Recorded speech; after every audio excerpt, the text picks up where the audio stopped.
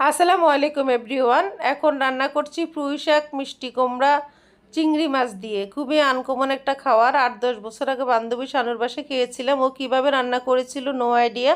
আজ ভীষণ খেতে ইচ্ছে করলো। বাসার ছাদ বাগানে দেখলাম আমার অনেক বড় একটা পুঁই শাকের গাছ হয়েছে। গাছটা কেটে নিয়ে আসলাম।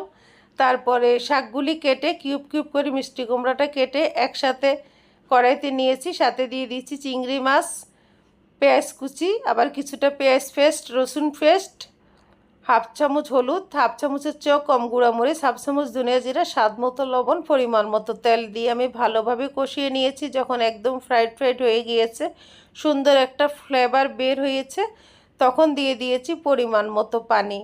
আমার মিষ্টি কুমড়া দিয়ে পুঁই শাক সবজিটা অলমোস্ট ডান। দেখতে এমন হয়েছে, ইনশাল্লাহ খেতেও মজা হবে। তবে চামড়া সহ মিষ্টি কুমড়াটা দিয়েছি, এটা একদম কচি কুমড়া ছিল। সবাই ভালো থেকো, আল্লাহ হাফেজ।